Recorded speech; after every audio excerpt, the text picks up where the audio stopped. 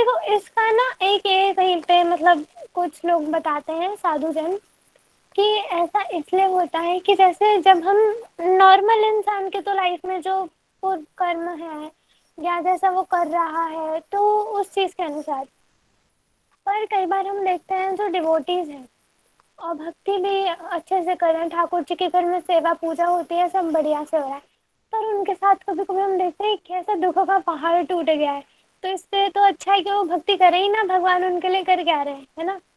तो इसमें कुछ साधु लोग बताते हैं कि भगवान क्या करते हैं ना, पहले पहले जब लोग प्रयास कर रहे होते हैं तो प्रयास में क्या होता है, वैसे भी मन विषयों की ओर भागता है, ठीक है, और उसको पकड़ के कृष्ण के चरणों में लगाना होता है, यही तो प्रयास है भक्ति में। तो जब वो प्रयास कर रहा होता है ना तो वो खुद ही मतलब बहुत उत्साहित होता है और खुद भी फाइट कर रहा होता है चीजों से अपने मन से, ठीक है। तो उस समय में क्या होता है कि जब उस समय में उसके ऊपर दुख पड़ते हैं ना, तो वो ये सोच करके कि भगवान मेरी परीक्षा ले रहे हैं, माया देवी मेरी परीक्षा ले रही है, वो ये सब सोच के उन सबको झेल जाता है और वो सारे एक के बाद एक उसके ऊपर दुख आते हैं और सब कट जाते हैं।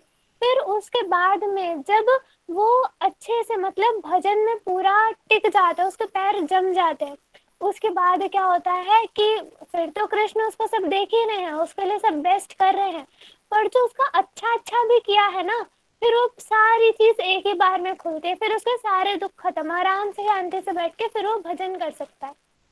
तो ये सब जब प्रयास चल रहा हो तो उस टाइम पे आके हो जाता है। अब कई बार ऐसा भी होता है कि हम दूर से देख रहे हैं कि अरे उसको कितना दुख है, ये है वो है, परंतु क्या पता वो अंदर से बहुत खुश हो। हम किसी को दुखी किस लेवल पे जज करते हैं, बताओ, बताओ, हम किसी को भी दुखी कैसे मानते हैं। उसके बिहेवियर से। बिहेवियर, हाँ ठीक है, और जब उसके परिवार में कोई कष्ट होता है या वो बीमारी से ग्रसित होता है या कोई एक्सीडेंट वगैरह हो जाता है उसका। उसका इमोशनल जब वो क्वेश्चन ज्यादा भक्ति करने लगता है, भगवान को याद करने लगता है, नहीं उसके तब हम बहुत। उसको दुखी क्यों समझेंगे। हरे कृष्णा दीदी। इमोशनल क्वेश्चन हरे जब कृष्णा उसका दीदी। डिस्टर्ब हो जाता है दीदी तो उसके समझ आता है कि उसकी दशा ठीक नहीं है। उसके भौतिक स्तर पर हम उसको समझते हैं, सांसारिक स्तर पर कि उसका रहन सहन कैसा है, उसका वे ऑफ लिविंग, उसका बार बार उसके जीवन में अगर ज्यादा कष्ट आ रहे हैं, उसको कोई दुख है, उसको कोई रोग है, उसके परिवार में कोई रोग है, तो उस अवस्था में भौतिक जगत में हम उसको ऐसा समझते हैं। देखो ठीक है, परंतु हम लोग ज्यादातर किसी को भी वो दुखी है, है। हमारा मन ही सुख और दुख का कारण है। हम किसी को भी जब जज करें कि वो दुखी है तो हम ज्यादातर 95% तब करते आपका स्पीकर म्यूट है। क्या दीदी। आपका हैं स्पीकर किसी म्यूट के है। पास। हाँ, अब आ रही है आवाज।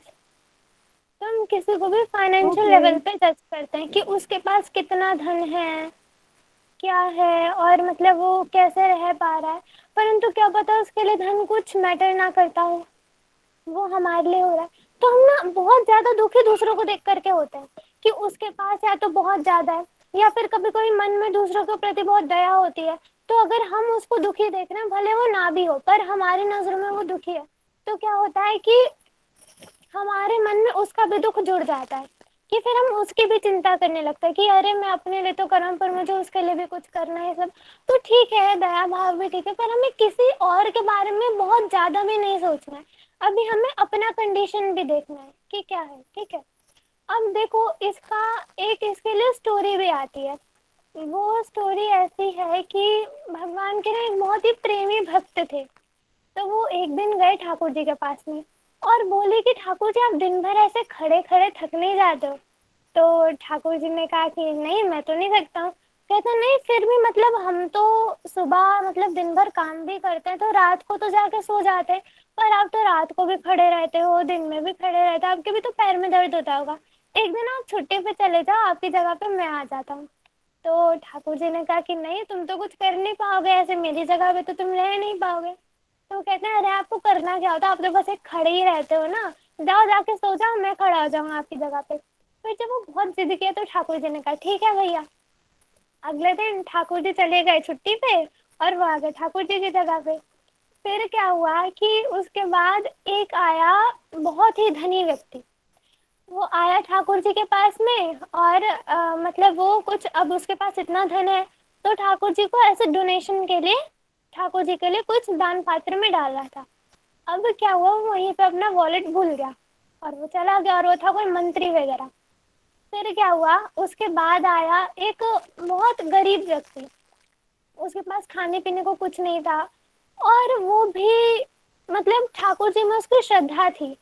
तो वो गया ठाकुर जी के पास और बोला कि ठाकुर जी, मेरे को तो घर में पत्नी भी रोज सुनाती है कि तुम मेरे लिए कुछ खाने को नहीं लाते हो, बच्चे भी सुनाते हैं, और मैं कहाँ से लाऊं, मेरे पास कुछ है ही नहीं, मैं क्या करूं। और वैसे करके मतलब बहुत ठाकुर जी से प्रार्थना किया। फिर जब उसका ध्यान गया तो उसने देखा कि अरे वहां पर तो एक पूरा नोटों से भरा हुआ वॉलेट है। फिर उसको लगा कि क्या पता भगवान ने कृपा की हो। उसने उठाया, इधर उधर देखा, किसी से पूछा कोई रख के गया है क्या है, फिर सबने कहा कि हमें तो पता नहीं। तो उसने सोचा कि भगवान की कृपा ही होगी और वो लेके चला गया।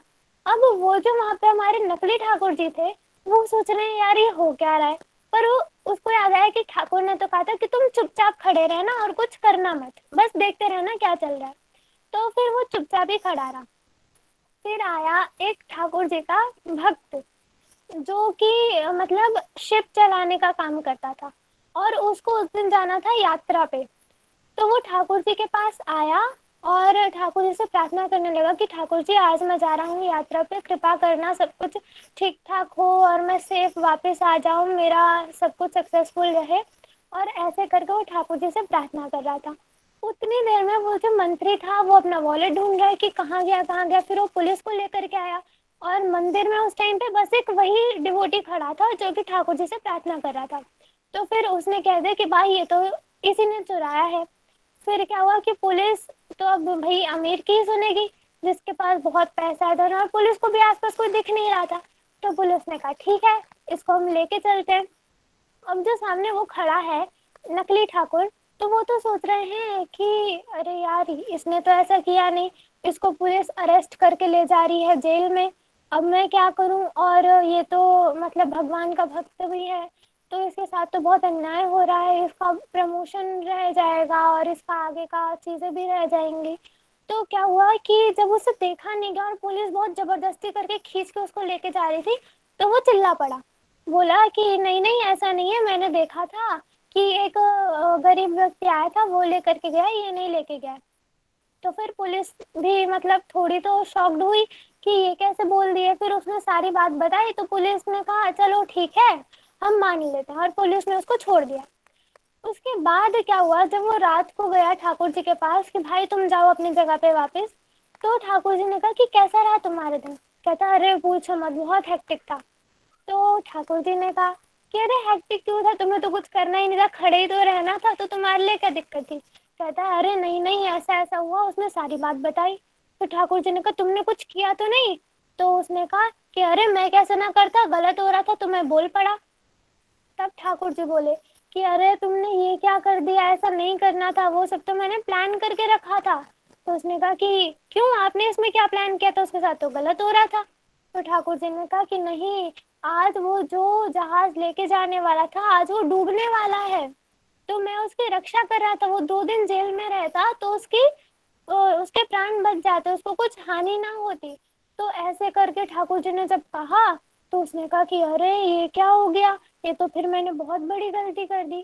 तो इससे क्या हमें शिक्षा मिलती है कि जब भी हमारी लाइफ में कुछ होता है ना, हमें वो कुछ और दिख रहा है पर उसके पीछे कितनी सारी चीजें चल रही हैं। सबसे पहली चीज कि सामने वाले के क्या कर्म है, दूसरी चीज कि हमारे क्या कर्म है, फिर तीसरी चीज कि भगवान की क्या इच्छा है, समय कैसा है, ये सब कुछ मिला जुला के एक घटना घटती है।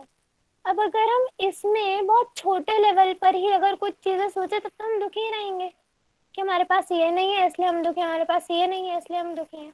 अभी हमने पहले की कुछ क्लासेस में क्या जाना था कि हम दुखी क्यों हैं और हमें सुख की प्राप्ति कैसे होगी, है ना। तो उसके लिए हमें हमारा जो बुद्धि है उसको थोड़ा बड़ा करना पड़ेगा और समझना पड़ेगा कि ऐसे क्यों है। बस एक किसी ने कुछ बोल दिया उस चीज पर हम सब कुछ नहीं जज कर सकते कि हम तो इतने अच्छे हैं, हमारे साथ ही क्यों बुरा हो रहा है। हो सकता है पहले पहले हमने बहुत कुछ बुरा किया हो, ठीक है, और भगवान उसको बहुत छोटे में काट रहे हैं। तो ऐसे करके बहुत सारी स्टोरीज है। अब आगे क्या सुबल प्रभु जी आए हैं? जी दीदी स्टोरी बहुत अच्छी थी। नहीं भक्ति अभी नहीं आए प्रभु जी। नहीं आए? एक बार आप प्रभु जी को दीदी मैसेज करके देखो। हाँ जी मैं करती हूँ।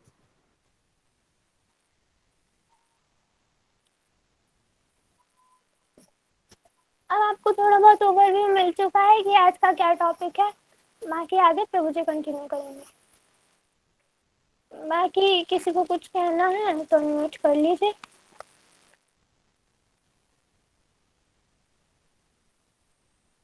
मानसी दीदी,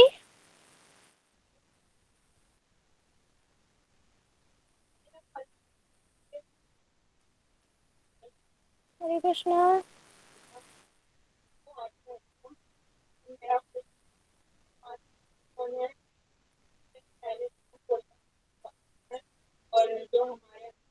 वॉल्यूम क्लियर नहीं है।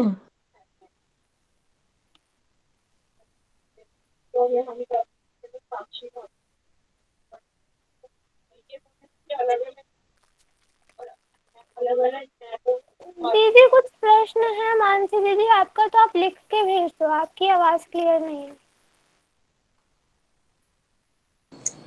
आपने श्लोक नहीं भेजा था उसमें ग्रुप में, मैं सोची थी शायद मैं लर्न कर पाऊँ। दीदी भेजा तो है। मुझे तो नहीं मिला।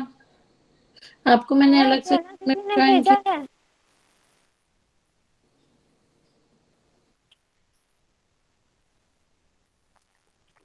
एक बार ग्रुप चेक करो, उसमें मिल जाएगा। भक्ति आ गए प्रभु जी। आ गए? ठीक है, तो अब प्रभु जी कथा करेंगे। और आप सब लोग कैमरा बंद करके मत भागा करो भाई, यहाँ पे आ जाओ सब लोग जो जो गए हो।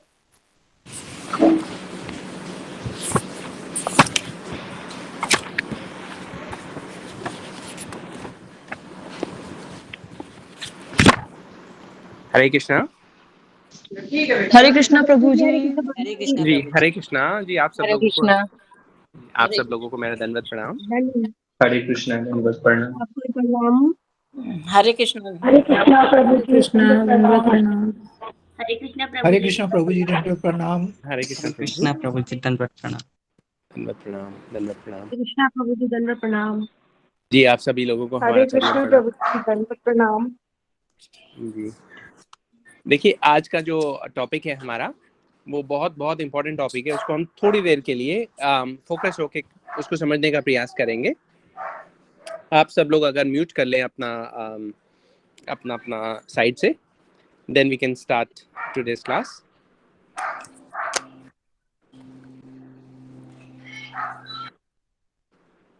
जी अच्छा, इसके पहले हम म्यूट करें, एक क्वेश्चन है कि आज की क्लास में नए लोग कौन हैं जो इस कोर्स को पहली बार ज्वाइन कर रहे हैं? जी वो लोग कितने हैं पहले हम वो गिनते हैं। आप लोग हैंड रेज कीजिए कि जो जो नए हैं इस ग्रुप में आज हमारे साथ जुड़े हुए हैं। प्लीज आप अपने अपने हैंड्स रेज कर लीजिए।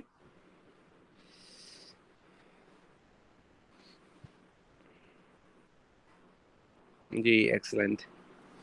भक्ति दीदी कितने लोगों ने हैंड रेज किया है, एक बार काउंट करेंगे आप please?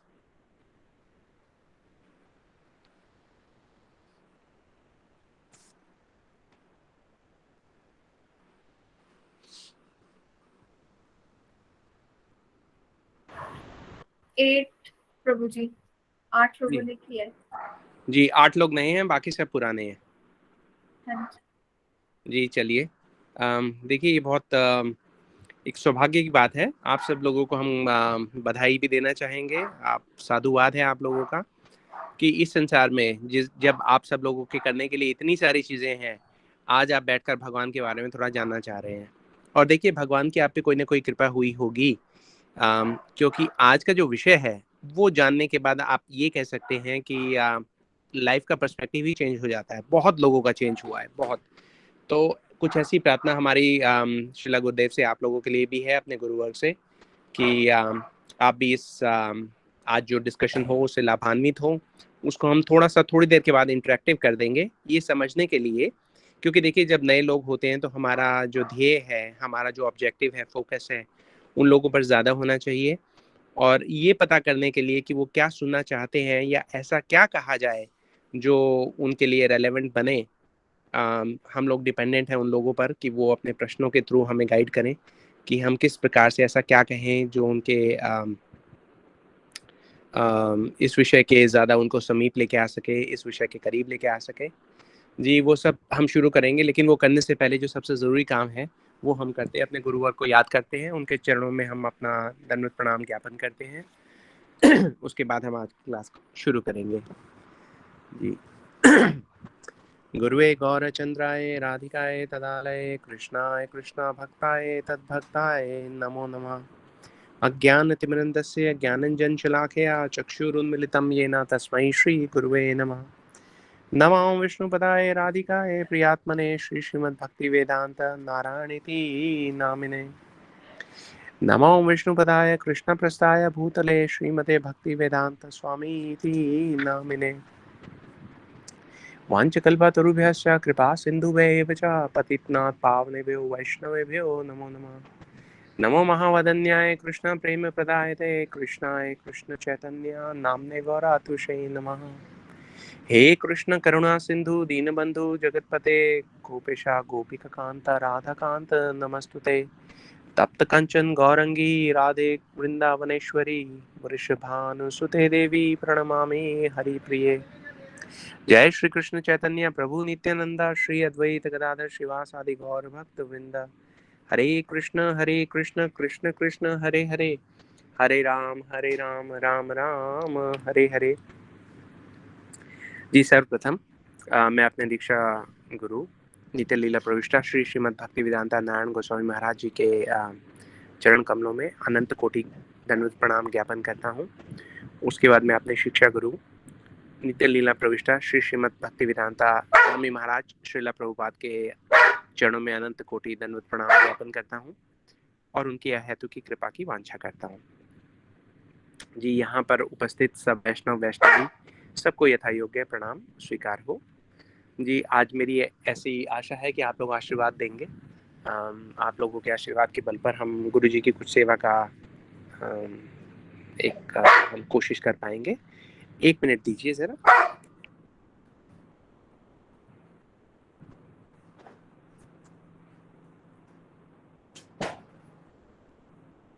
Ji, I am back. देखिए, आज का जो विषय है वो ये है कि why do bad things happen to good people, है ना, और vice versa, why do good things happen to bad people. तो ये जो विषय है इसके बारे में भक्ति दीदी ने आपको ऑलरेडी काफ़ी गाइड कर दिया होगा। हम वहीं से उसको विषय को आगे बढ़ाने का प्रयास करते हैं। जब बात आती है आगे बढ़ाने की तो हम एक नज़र पीछे मुड़कर भी डालते हैं। आप सब लोगों को याद होगा कि कल हमने एक विषय उठाया था, विषय था आत्म तत्व। तो ये जो आत्म तत्व का विषय है उसी की ही एक एक्सटेंशन है why do bad things happen to good people. क्योंकि आत्म तत्व जब हमने कल बात की थी तो हमने ऐसा प्रयास किया था कि हम सब लोग ये समझ जाएं, कम से कम थ्योरेटिकली तो ये समझ ही जाएं कि हम शरीर नहीं है, आत्मा है। इस बात को प्रैक्टिकली समझने में तो बड़ा लंबा टाइम लगता है, कुछ लोगों को लंबा टाइम लगता है, कुछ लोग जल्दी समझ आते हैं, लेकिन कम से कम थ्योरेटिकली स्पीकिंग हम एक बार खुद को ये सोच लें कि हाँ, हम आत्मा है, हम शरीर नहीं है। वहाँ से एक शुरुआत हो जाती है, एक बिगनिंग है हमारे लिए। तो जब हम ऐसा सोचते हैं तो ऑटोमेटिकली एक और बात आती है कि जो शरीर है वो तो नश्वर है।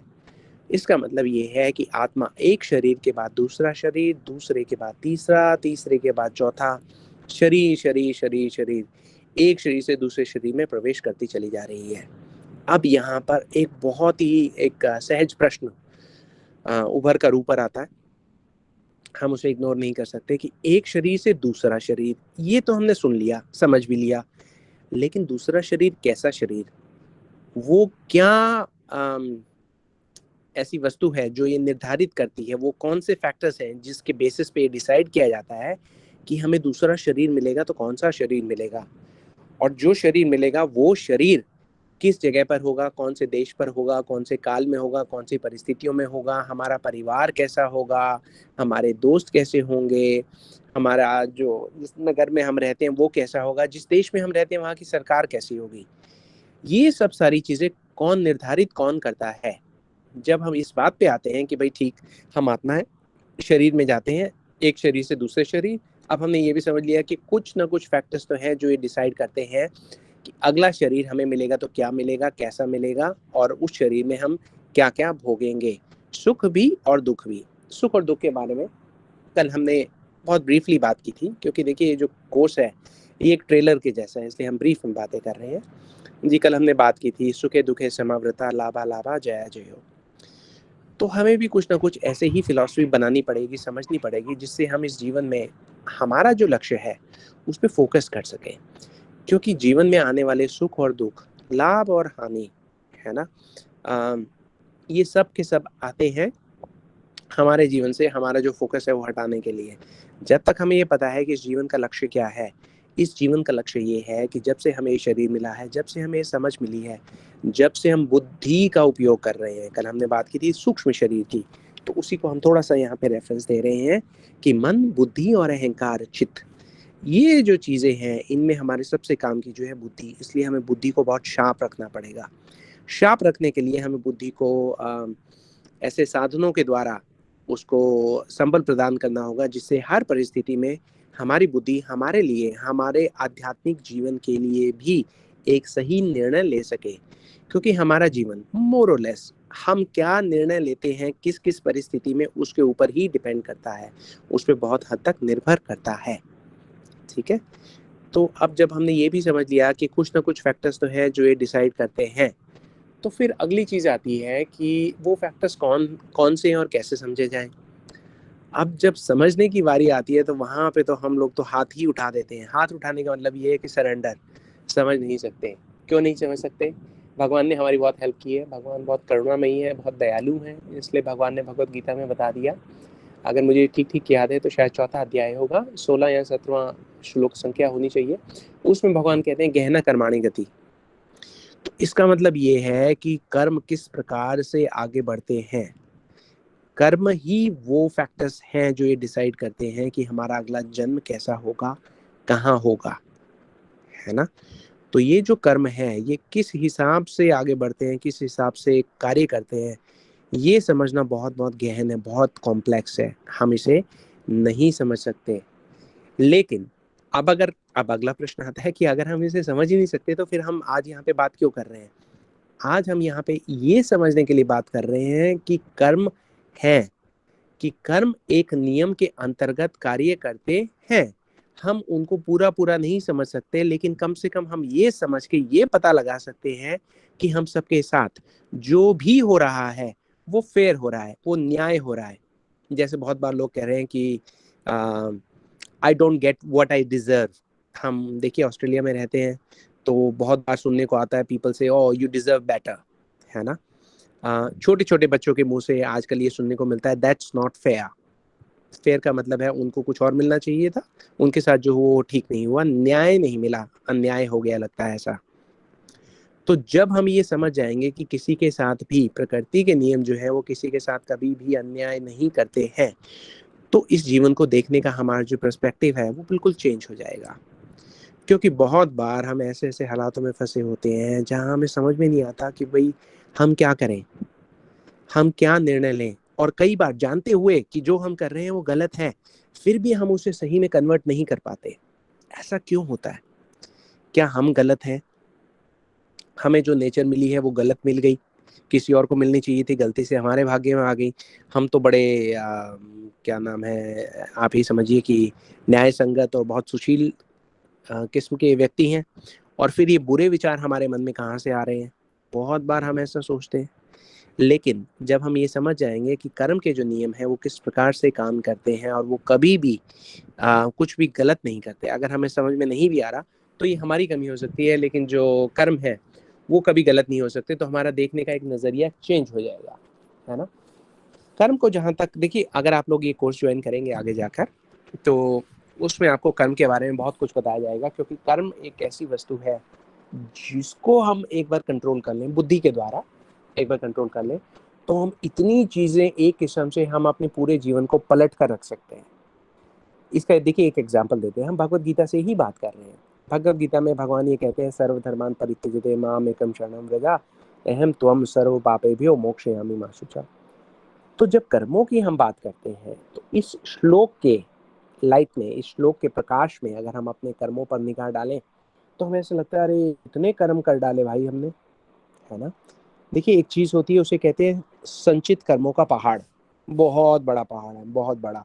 आप ये इमेजिन कीजिए कि आपने अपने जीवन में जो बहुत बड़े बड़े पहाड़ देखे हो, पूरी पहाड़ों की श्रृंखला देखी हो, series of hills, big mountains, तो उतने बड़े बड़े पहाड़ जो है हमने अपने कर्मों के बना के छोड़ दिए हैं। और उन पहाड़ों में से कभी एक मिट्टी की एक, मतलब आप यूँ समझिए रेत का एक कण हमें मुट्ठी में पकड़ा दिया जाता है, आत्मा को, और कहा जाता है कि लीजिए ये आपका प्रारब्ध है, इसे जाकर आप फिनिश करके आइए, इसे आप भोग कर आइए। वो जो छोटा सा कण हमें मिलता है हमारे कर्मों का, उसमें कई बार वो हमारा गुड लक ऐसा होता है कि अच्छे कर्म आ जाते हैं, बुरे कर्म जो है कम है, तो हमारा जीवन जो है उसमें सुख ज्यादा रहता है, दुख कम रहता है, लेकिन दुख रहेगा जरूर। कल हमने बात की थी कि मानव जीवन, जैसे ही आपने एक मनुष्य शरीर ले लिया, 4 चीजों में तो आप फंस गए, है ना। वो क्या है? जन्म, मृत्यु, जरा और व्याधि। इनमें तो आप आ ही गए, इनसे तो आप बच नहीं सकते। ये 4 चीजों के अलावा 3 चीज और हैं, आदि दैविक, आध्यात्मिक और आदि भौतिक। ये विपदाएं आपके साथ चलेंगी ही चलेंगी, इनसे भी आप बच नहीं सकते। इसका मतलब ये है कि हमारी कोई अगर उम्मीद है, अगर हम मन मन में ये सोचते हैं कि हमारा जीवन सदैव ही सुखमय बना रहे, तो sorry to break this bad news to you, ऐसा पॉसिबल ही नहीं है, ये है, हो ही नहीं सकता। क्यों? क्योंकि हमने एक शरीर लिया है और हम इस माया के जगत में आ गए हैं। इस जगह को बोला गया है दुखालयम अशाश्वतम। ये जो जगह है, यहाँ पे कोई भी लंबे टाइम के लिए नहीं रह सकता, है ना। और यहाँ पे ये है दुखालयम। जैसे कि अगर दुखालयम का मतलब ये है कि दुख का भंडार है, सुख तो इसमें बीच बीच में आ जाते हैं। जैसे आप यूँ सोचिए कि अगर आप टीवी पे कोई प्रोग्राम देख रहे हैं तो उसके बीच बीच में जो एडवर्टीजमेंट आती हैं थोड़ी देर के लिए, वो सुख की तरह आती है, लेकिन मेन जो आपका प्रोग्राम चल रहा है वो दुख ही चल रहा है, उसमें आप कुछ ज़्यादा कर नहीं पाएंगे।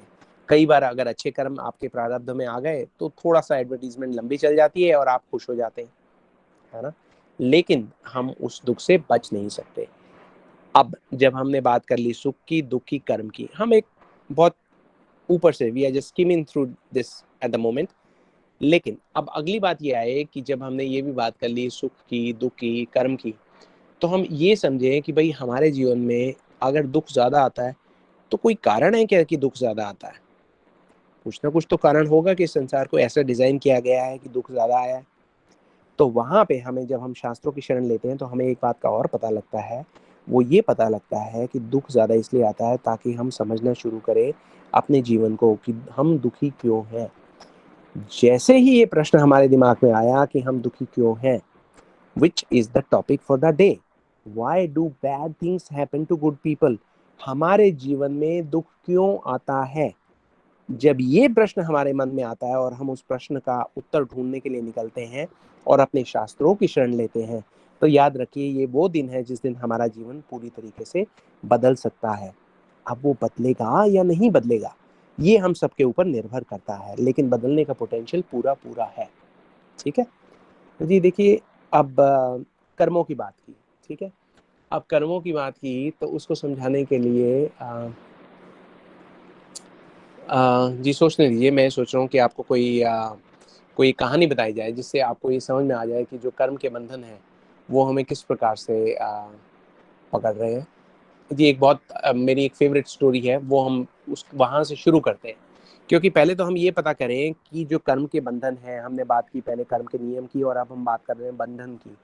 तो ये जो नियम है, ये बंधन कब बन गए, कैसे बन गए, हम उसको कैसे समझें।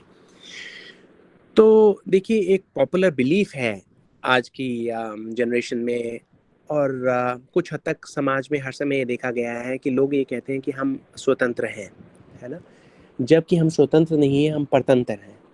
अब ये जो बात है कि हम बंधे हुए हैं अपने कर्मों से या हम आज़ाद हैं, ये हमें कैसे पता लगेगा। एक स्टोरी देखते हैं और उससे स्टोरी से हमें पता लगेगा कि कर्म जो है वो कितने कॉम्प्लिकेटेड है। जिन चीज़ों को हम समझते हैं वो सही है या गलत, इसका डिसीजन हमारे थ्रू लिया जाए तो क्या कहानी बनती है, और भगवान के नियमों के हिसाब से चला जाए तो क्या सूरत निकल के आती है। एक कहानी है, सब लोग ध्यान से सुनिए जी। कहानी है एक मंदिर की। मंदिर में ठाकुर जी जो थे वो, उनका विग्रह बना हुआ था, ठाकुर जी बांसुरी लेके खड़े हुए थे, सब लोग आते थे उनके दर्शन करते थे। और एक जो वहां पर जो द्वारपाल थे, जो चौकीदार थे, वो वहां पे खड़े होके देखते रहते थे कि अच्छा लोग आए, लोगों ने ठाकुर जी के दर्शन किए, दर्शन देने के लिए ठाकुर जी खड़े हुए हैं सुबह से शाम तक। तो द्वारपाल भगवान के बहुत सुंदर भक्त भी थे, तो उनको बड़ी पीड़ा होती थी उनके हृदय में कि अरे मेरे ठाकुर जी खड़े रहते हैं, हर समय खड़े रहते हैं, उनको कोई आराम विश्राम कुछ मिलता नहीं। एक दिन रात को ठाकुर जी के पास गए और उन्होंने बड़े अपना आरत भाव से उनके साथ प्रार्थना की। बोले ठाकुर जी कुछ ऐसा हो जाए कि आपको कुछ ब्रेक मिल जाए, आप सारे टाइम यहाँ खड़े रहते हैं, है ना, तो काश कि मतलब कुछ ऐसा हो जाए कि आपको ब्रेक मिल सकता। तो भगवान वहां पे प्रकट हो जाते हैं। प्रकट होकर भगवान कहते हैं कि देखिए ये मैं अगर ब्रेक ले लूंगा तो फिर इसका संसार का क्या होगा, इतने लोग आते हैं, उनको अटेंड भी करना होता है भाई, लोगों की बात सुननी भी होती है, कई बार उनके सॉल्यूशन निकालने के लिए उन पे कृपा भी करनी पड़ जाती है। तो वो जो द्वारपाल था वो बोला क्या करते हैं आप, यहाँ पे खड़े ही तो रहते हैं, कुछ खास तो करना नहीं होता, आप एक काम करो, एक दिन का ब्रेक लो, आप थोड़ा आराम करो और आप मुझे अपनी जगह खड़ा कर दो।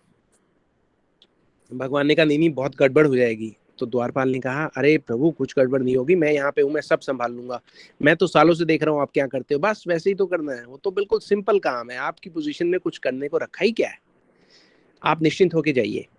तो भगवान ने अपनी माया के द्वारा उनको ऐसे ही रूप दे दिया, उनको बोला चलिए आप खड़े हो जाइए, मैं जा रहा हूँ एक दिन के ब्रेक पे। अब वो द्वारपाल ठाकुर जी की जगह खड़े हो गए। अब जब खड़े हो गए तो देखते हैं कि ये मंदिर का दरवाजा खुलता है, एक व्यक्ति अंदर आता है। उसको देख के लग रहा है कि काफी धनाढ़ व्यक्ति है, बहुत रिच पर्सन है, वो वहां पे आए हैं।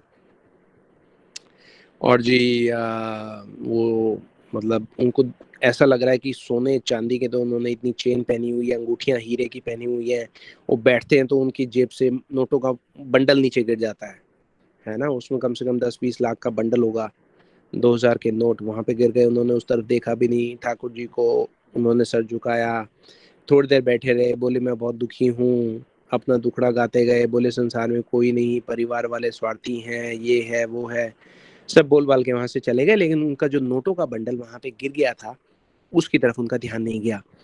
अब जो वो व्यक्ति था उसकी इच्छा हुई कि वो अभी आवाज लगाए अरे भाई तुम्हारे पैसे गिर गए, लेकिन वो उसने कहा ठाकुर जी ने कहा था कुछ करना नहीं, बिल्कुल चुपचाप खड़े रहना, कुछ भी नहीं करना, तो इसलिए वो वहां पे खड़ा रहा। अब लेकिन उसकी इच्छा बहुत थी कि वो कुछ बोले कुछ बोले कुछ बोले। उसने देखा वो व्यक्ति तो चला गया, मंदिर का दरवाजा बंद हो गया और वहां पे नोटों की गड्डी पड़ी हुई थी। अब दोबारा दरवाजा खुलता है, इस वक्त अब भगवान का एक पुराना भक्त जो है वो वापस आता है अंदर, और वो बहुत गरीब व्यक्ति है, और वो आके भगवान को बोलता है कि हे भगवान मैं मतलब काफी परेशानी में हूँ, आपकी सेवा भी ठीक नहीं हो रही, इन सब सारी चीजों में पड़ा हुआ हूँ, आपकी भक्ति भी नहीं कर पा रहा, और मेरे पता नहीं दुख भरे दिन कब दूर होंगे। तो ऐसा कह के वो ठाकुर जी को प्रणाम करता है। वो उठता है तो उसकी नजर सीधा नोटों के बंडल पे जाती है। अब वो ठाकुर जी को देखता है तो उसको लगता है कि शायद ये जो है ये पैसा ठाकुर जी ने दिया है। तो कहता है अरे ठाकुर जी आपने मेरे मन की बात सुन ली, आपने धन मुझे दे दिया। बोला मैं प्रॉमिस करता हूँ कि इस धन को मैं भक्ति में लगाऊंगा और सब सारा मतलब आपका प्रचार करने के लिए इस्तेमाल करूंगा।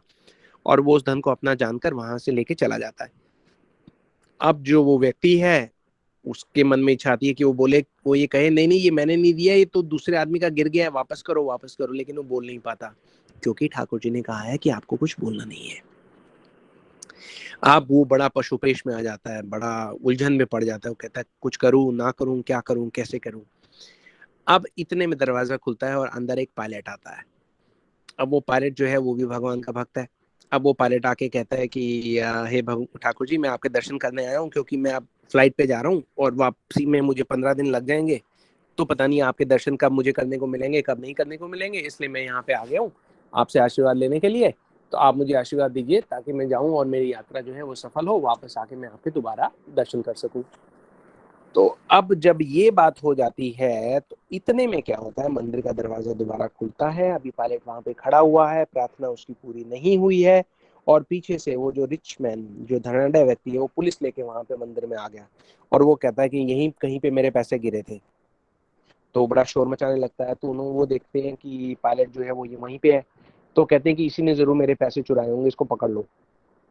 तो पुलिस जो है उसको पायलट को पकड़ लेती है, क्योंकि जो वो रिच मैन है उसकी काफी पहुंच है, तो पुलिस वही करती है जो वो कह रहा है। वो सोचते नहीं कि भाई इसने बेचारे ने कहाँ लिए होंगे। पायलट कहता है भाई मैंने कुछ नहीं लिया, आप मेरी तलाशी ले सकते हैं, और मैं तो फ्लाइट लेट हो रहा हूँ, I can't afford to be late, I have to leave right now.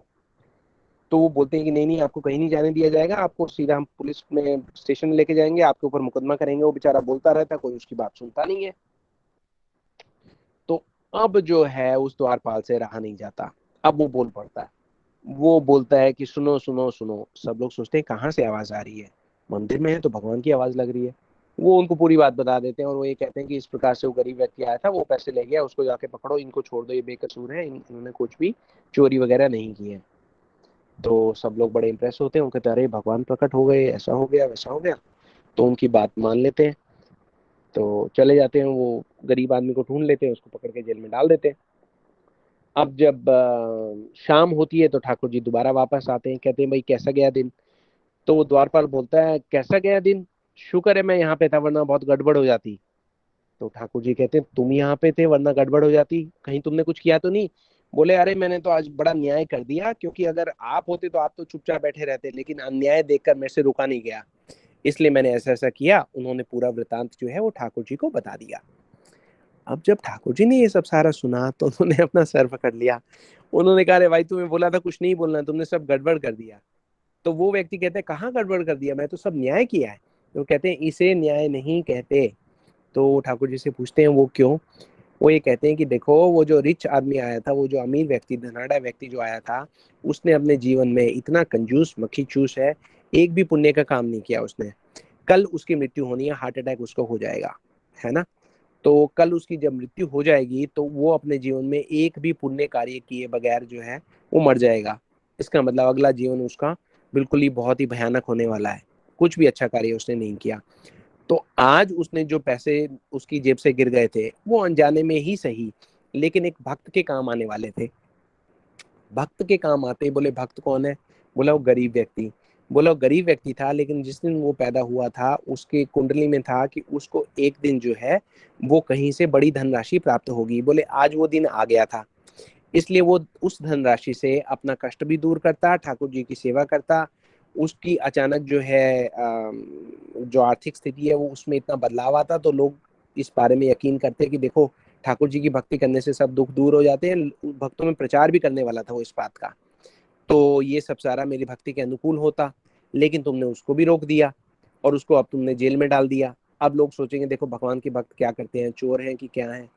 तो और बोले वो तो ठीक है, लेकिन मैंने तो आपके दूसरे भक्त को बचाने के लिए ऐसा किया, पायलट भी तो आपका भक्त है।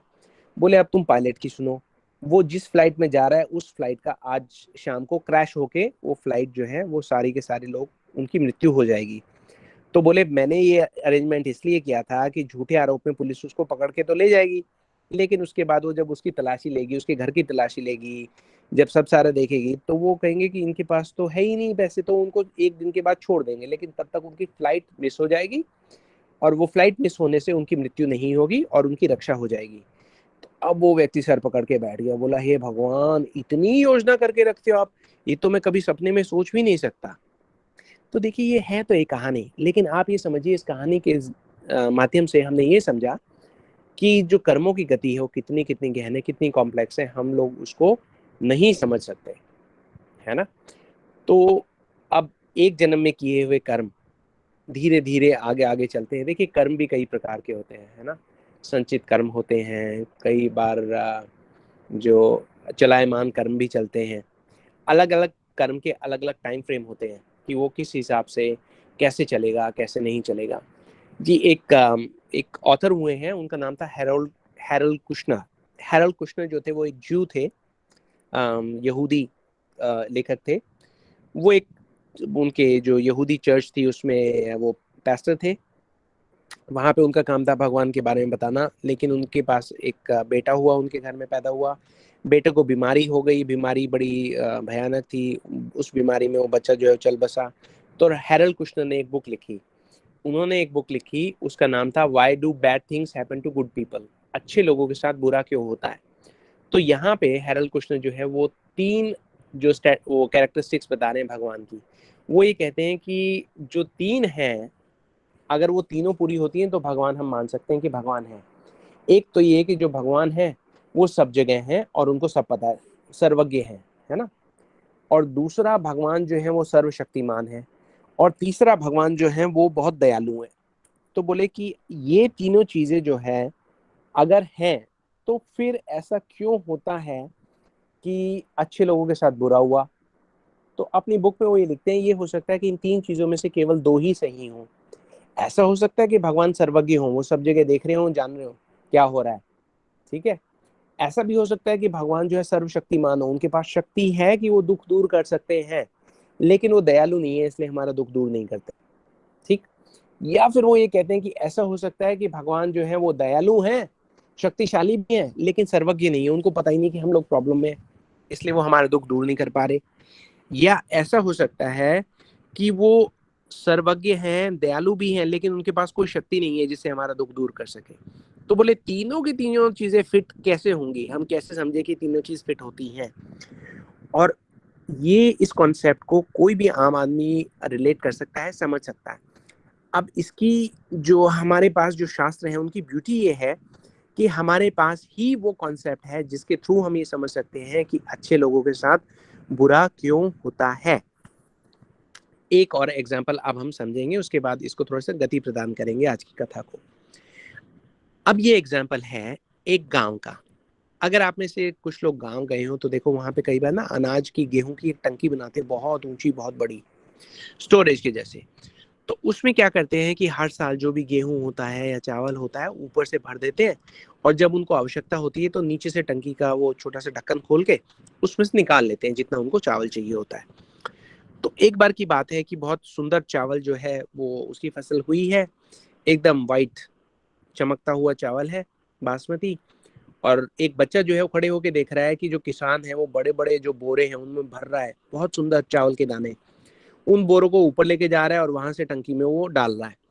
और नीचे से जब वो शाम को टंकी खोल के निकालता है तो पिछले साल के कुछ पुराने से गंदे दिखने वाले चावल निकल के आते हैं। तो बच्चा कहता है ऐसा क्यों हो रहा है कि ऊपर से तो इतने अच्छे चावल डल रहे हैं लेकिन नीचे से वो गंदे चावल निकल रहे हैं। उसका कारण ये है कि ये इस साल तो बहुत सुंदर चावल हुए हैं, लेकिन पिछले साल जो चावल हुए थे वो सुंदर चावल नहीं थे, वो गलत चावल थे, गंदे थे, खराब क्वालिटी के चावल थे, तो वही निकल रहे हैं। इसलिए कर्मों की जो गति है वो किस स्पीड पे चल के हमारे पास कहाँ कैचअप करती है, उस बात को समझना हम लोगों के लिए बहुत एक आसान नहीं है। लेकिन इस कोर्स में जैसे जैसे आप आगे बढ़ेंगे आप देखेंगे कि उसको विषय को हम खोल के समझाएंगे, शास्त्रों में प्रवेश करेंगे, वहाँ से शास्त्रों से हम कथाएं उठाएंगे, भगवान के द्वारा प्रदत्त जो श्लोक हैं उनकी हम शरण लेंगे, और ये सारे कॉन्सेप्ट हमारे पास धीरे धीरे क्लियर होते चले जाएंगे, है ना। अब मैं आप लोगों से कुछ प्रश्न लूंगा, आप लोगों के कर्म से संबंधित अगर कुछ प्रश्न है तो वो आप पूछ सकते हैं। उन प्रश्नों को उत्तर देने के माध्यम से हम और आगे के जो कॉन्सेप्ट है क्लियर करेंगे, उससे हमें ये पता चलता रहे कि हम वो बात बोल रहे हैं जो आप लोगों के समझने के लिए अनुकूल है। क्योंकि देखिए मेरे में इतनी योग्यता नहीं कि मैं कुछ ऐसा कह पाऊँ जो आपकी सेवा के उपयुक्त हो, इसलिए मैं निर्भर करता हूँ आप लोगों के प्रश्नों पर। आप लोग कृपा करके मुझे मार्गदर्शन प्रदान करें जिसके द्वारा हम इस कथा को आगे बढ़ाएं। खासकर वो लोग जो आज पहली बार इस कोर्स में की क्लासेस में आए हैं, मैं उनको स्वागत करता हूँ। अगर आपके पास कुछ प्रश्न है तो पूछिए, अगर आपके पास प्रश्न नहीं है तो भी नहीं घबराइए, पूछिए तो खुल के पूछिए, अगर नहीं है तो कोई बात नहीं, हम इस कथा को आगे प्रवाहित करते रहेंगे। लेकिन I think it's a good time, क्योंकि अगर आप प्रश्न आप पूछना शुरू करेंगे तो हमें जल्दी जल्दी में उनका उत्तर नहीं देना पड़ेगा, हम उनके साथ सही से न्याय कर पाएंगे। जी आप लोग अनम्यूट कर सकते हैं और अपना हैंड रेज कर सकते हैं। जी भक्ति दीदी हमारे साथ हैं, वो एक एक करके जिसको हैंड रेज किया हुआ है उनको एक एक करके आमंत्रित करेंगी ताकि वो अपना प्रश्न पूछें। मीनवाइल बाकी सब लोग अनम्यूट करके रखेंगे, जिसको भक्ति दीदी कहेंगी केवल वही अनम्यूट कीजिएगा।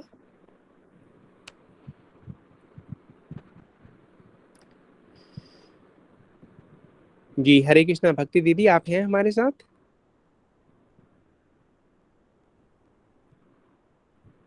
हरे कृष्णा प्रभु जी, शायद भक्ति नहीं है, अच्छा तो तो मैं बोल दीदी, देती हूँ। हाँ आप एक बार देख लीजिए, हमें हेल्प कर लीजिए। हाँ जी, प्रीति गोयल दीदी ने हैंड रेज किया हुआ है। जी हरे कृष्णा प्रीति दीदी, आप अपना प्रश्न पूछ सकते हैं। हरे कृष्णा प्रभु जी। हरे कृष्णा।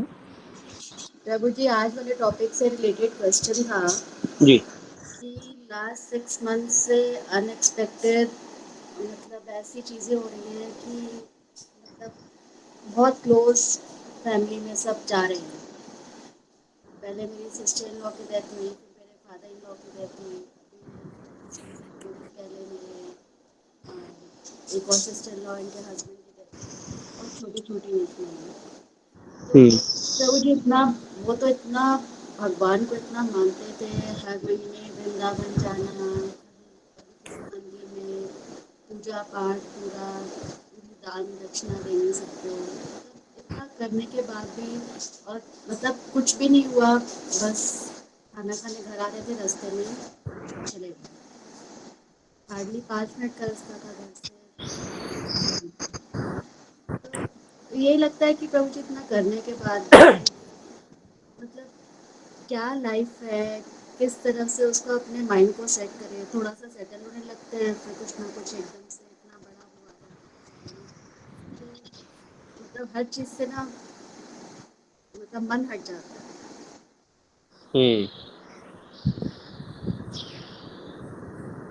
जी आप बताइए कैसे विश्वास बनाएं, क्या करें? सोचते भी हैं, उनको भी समझाते हैं कि जो हुआ शायद भगवान की मर्जी थी, सांसें इतनी थी, लेकिन सामने वाले को कन्विंस कैसे करें? अभी 55 years is not a age to go। जी यही लगता है कि आगे कैसे वो संभालेंगी अपने आप को। उनका भाई है, वो डिप्रेशन में आ गया, अपनी बहन को देख के कि मतलब 2 बहनों के साथ ऐसा हो गया, तो कैसे क्या करेंगे? फादर अभी रिसेंटली खोए थे, तो ये सब चीज़ें देख के ना बहुत मन उदास होने लगा है। जी जी दीदी, ठीक है दीदी, हम समझ गए। आप म्यूट कर सकते हैं, हम इसको डिस्कस करते हैं। देखिए दीदी ने एक बहुत महत्वपूर्ण प्रश्न जो है उठाया है, और वो प्रश्न हमारे जीवन में बहुत आप ये समझिए कि उसको समझना बहुत बहुत आवश्यक भी है। कई बार अगर ऐसा होता है, और हम आजकल के दौर में तो देखते हैं कि ऐसा होता ही है, हम अपने आसपास जो है मृत्यु देखते हैं, है ना? और जब हम मृत्यु देखते हैं तो बहुत बहुत बहुत दुख होता है। और खासकर देखिए, अगर कोई भक्त व्यक्ति है जो ठाकुर जी की भक्ति करते थे, उनका अगर हमारे जीवन से चला जाना अपने आप में एक बहुत बड़े दुख का विषय है। इस बात को हम समझते हैं। इसको ये जो पॉइंट रेज किया गया उसमें कई पॉइंट्स है, एक एक करके उनको हम डिस्कस करते हैं। पहली बात तो ये है कि जो हुआ क्या वो भगवान की मर्जी से हुआ? जी देखिए, अगर इसका सही सही उत्तर हम देखने जाए, अगर हम इसका ऑनेस्टली एक शास्त्रों में दिए हुए जो हमारे पास निर्देश हैं उनके अनुसार अगर हम इस बात को समझने का प्रयास करें, तो ठाकुर जी का इसमें कोई इंटरफेरेंस नहीं था। हमारा अपने अपने कर्मों का खेल है ना? जिस वक्त एक जीव एक शरीर में प्रवेश करता है, जन्म लेता है, 6 चीज़ें डिसाइड हो जाती हैं। वो 6 चीज़ें क्या हैं? जन्म कब होगा और मृत्यु कब होगी। जन्म के साथ ही मृत्यु डिसाइड हो जाती है। अब वो कैसे डिसाइड हो जाती है? हमारे पास गिन के हमें सांसें दी जाती हैं, है ना जी? तो वो जैसे ही वो श्वास हमारे खत्म हो जाती हैं, तो हमारा जो शरीर है, ना चाहते हुए भी हमें वो छोड़ना ही पड़ता है। हमारे पास उसके लिए चॉइस नहीं रहती। यश और अपयश, कई बार हम बहुत अच्छा करते हैं, दूसरे के लिए बहुत अच्छा करते हैं, लेकिन फिर भी हमें सुनने में गलत आता है हमारे भाग्य में। इतना अच्छा करते हुए भी हमें बुराई का पात्र बनना पड़ता है। कई बार हम देखते हैं कि कुछ लोग जो हैं वो कुछ भी अच्छा नहीं करते, लेकिन लोग फिर भी उनके लिए तारीफ ही तारीफ करते हैं, उनको अप्रिशिएट करते हैं। समझ में नहीं आता भाई ये कैसे हो गया। तो ये यश और अपयश भी हम लेकर पैदा होते हैं। कई बार लाभ और हानि होती है। एक व्यक्ति ने कहीं इन्वेस्टमेंट की और उसको लाभ हुआ, हमने भी वही इन्वेस्टमेंट की, वैसे की जैसे उसने की, लेकिन हमें हानि हो गई। तो ये क्या हुआ? क्योंकि ये सब सारी चीज़ें जो हैं ये हमारे जो प्रारब्ध है उनके हिसाब से ही आगे आगे चलती हैं। तो अगर एक प्रश्न हमारे दिमाग में ये आता है कि जो हुआ वो भगवान की मर्जी से हुआ, तो हम ये समझ लें कि भगवान इसमें इंटरफेयर नहीं करते, है ना? ये एक ऐसा है कि भगवान ने एक सॉफ्टवेयर बनाया, उस सॉफ्टवेयर को एक एटीएम मशीन में फिट कर दिया, ठीक है? अब भगवान ने सॉफ्टवेयर ये बनाया कि जिसके अकाउंट में जितना पैसा है उतना पैसा वो कार्ड डाल के निकाल ले, उतने पे उसका अधिकार है। और जब वो पैसा खत्म हो जाएगा तो फिर हम एटीएम को ब्लेम नहीं कर सकते कि अरे और पैसा दो भाई, आपके भाग्य में जितना था वो आ गया, उससे आगे नहीं आएगा। भगवान ने एटीएम का कोड बना दिया है, एटीएम का सॉफ्टवेयर बना दिया है, एटीएम का सिस्टम एक डिजाइन करके फिट कर दिया है। ATM is fair to one and all. हमारे अकाउंट में हमने कितना जमा किया था ये इस बात पे डिपेंड करेगा कि हम कितना विड्रॉ कर सकते हैं उस एटीएम मशीन के थ्रू। तो ये तो भगवान है। अब ये कहते हैं कि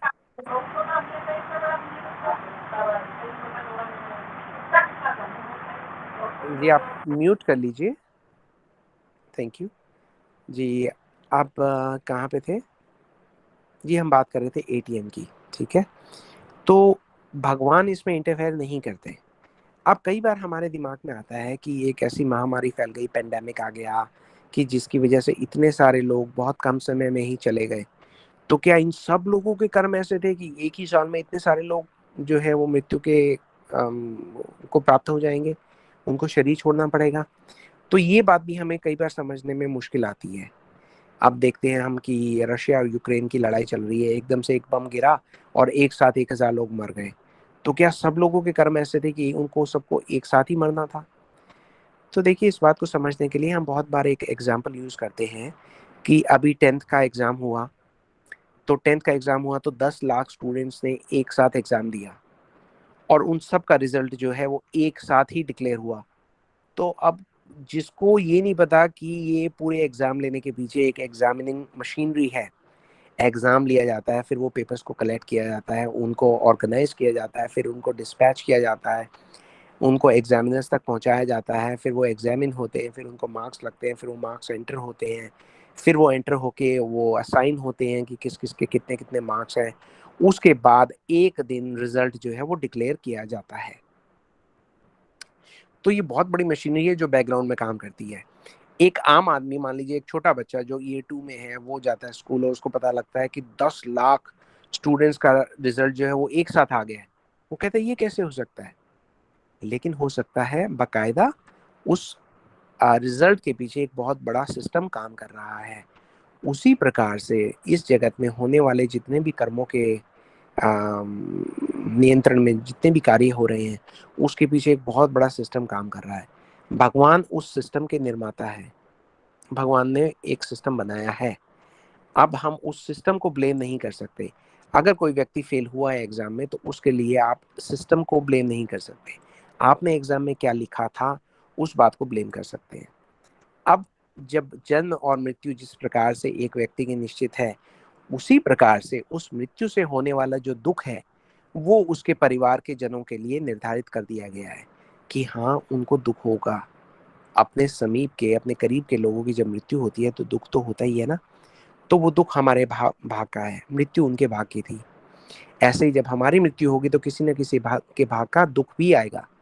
कई बार किसी की मृत्यु से लोगों को अच्छा भी लगता है कि ओह, कोई बुरा व्यक्ति था, मान लीजिए उनकी मृत्यु हो गई, तो लोग सोचते हैं अच्छा हुआ, चलो गया। उनको दुख नहीं आता, उनको सुख आता है।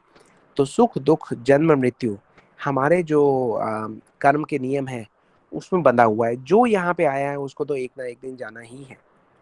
भगवान जो युधिष्ठिर महाराज हैं वो स्वयं कहते हैं, उनसे जब पूछते हैं यक्ष, सारे भाई पानी की खोज में निकलते हैं पांडव, और जैसे ही वो पानी लेने लगते हैं यक्ष प्रकट होता है, कहता है मेरे प्रश्नों के उत्तर दीजिए। उनको लोग इग्नोर करते हैं, पानी पीते मर जाते हैं। युधिष्ठिर महाराज जब वहां पे जाते हैं तो यक्ष कहते हैं कि भाई आपके भाई जो है वो सवाल के जवाब दिए बगैर उन्होंने ऐसा किया इसलिए वो मर गए।